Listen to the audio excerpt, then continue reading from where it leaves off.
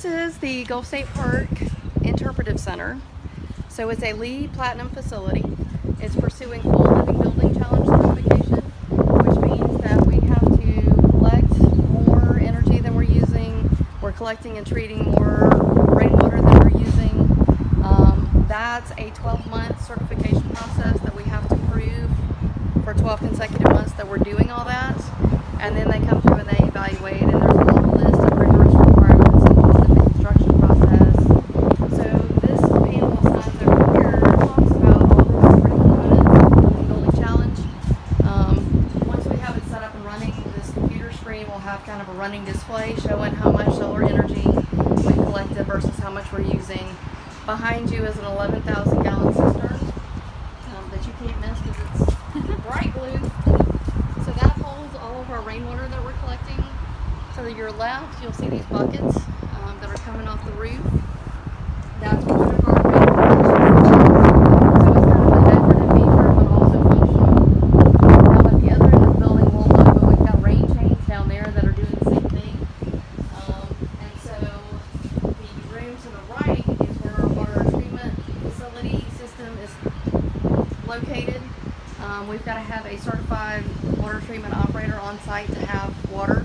So we're still looking for a person with that certification.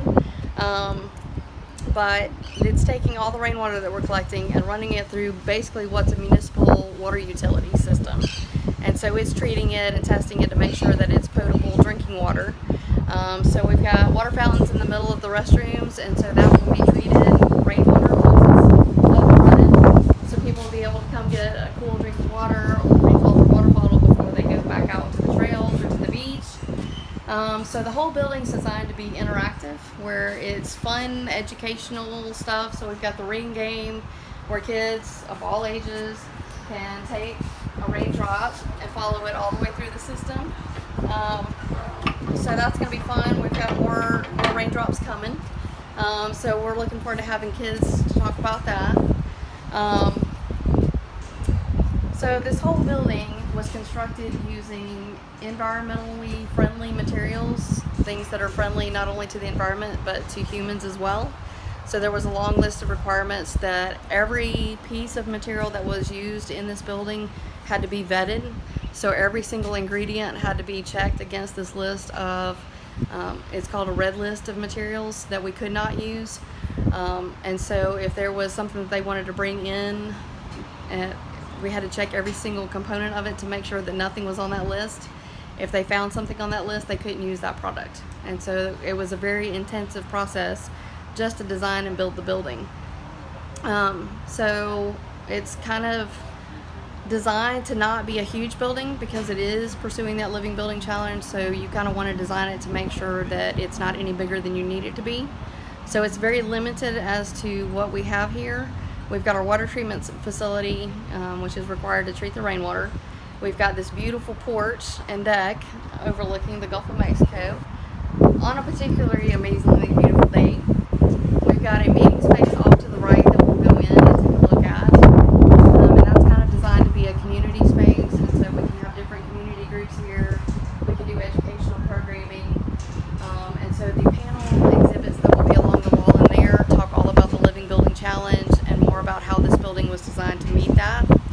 And then to our right, on the very end of the building, we've got an interpretive porch. And so they're in the process right now of installing some amazing 3D exhibits.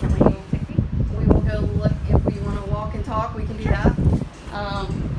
So we've got a beautiful wall map here of the entire Gulf State Park Trail system. We've got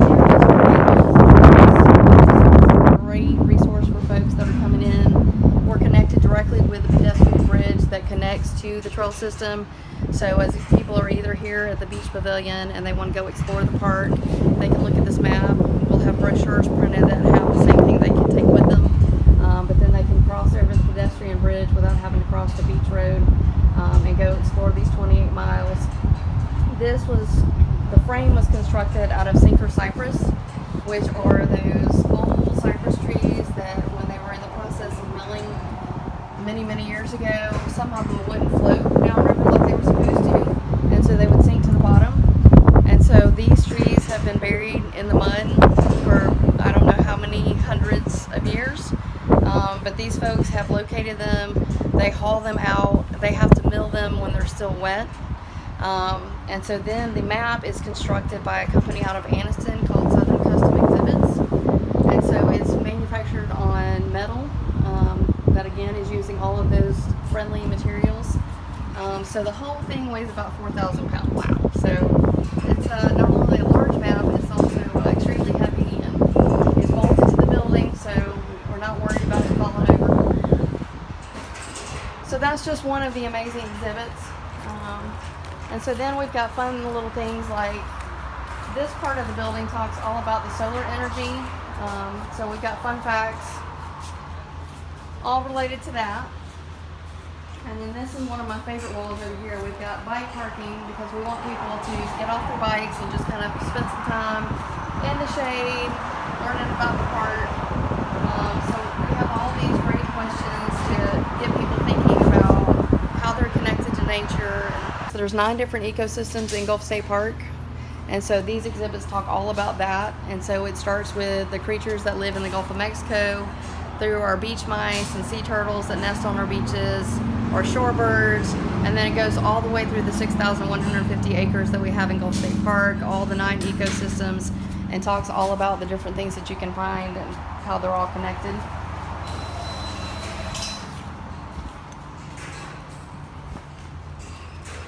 We've got a gopher tortoise burrow, so kids will be able to crawl in there. There's things for them to learn as they're crawling through.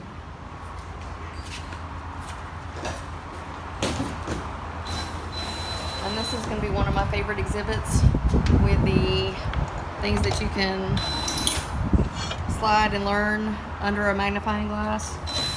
So we've got that. So everything from a rattlesnake rattle to cattails, sea oats, shells. So all kinds of fun things for the kids to learn about. And what have you? I know, isn't that So I see you've got solar panels down here. Yeah, so this provides all of the power for the building. So we're connected to Baldwin EMC for the purpose of donating energy back to the grid. Hopefully we don't ever have to worry about buying any back. We are not connected to any kind of water facility. And so if we either have a drought or our water system's not working for some reason, then we don't have water at all. So we feel pretty good that with having an 11,000 gallon tank that we shouldn't run out of water anytime. These little directors on the top of them, which we're going to have to rethink because when we get one of our typical rainstorms and the rain starts blowing sideways, those are kind of directing the water straight out instead of down the rain chain. So we're going to have to tweak those a little bit, but they all go into pipes that run into the building and back to that 11,000 gallon tank. The peak just kind of carried on. I think that's what happened. I like it. I like it a lot. So it turns out my husband works for Southern Custom Exhibits. Do not enter. Just trying to keep the regular folks on here. So all of this is reclaimed materials. So all the wood on the walls and the floor were reclaimed from another building in Alabama. A lot of it was locally sourced within, I think it was 600 miles was the total radius. But when you think that that's all Gulf of Mexico, that really shortened the radius that you could source from. So still a lot of pieces in here for them to put in. But you can see the Living Building Challenge panels will be installed along those walls. So this will still be open floor space where we can do all kinds of community meetings or educational programming. So it will be available for different groups to rent.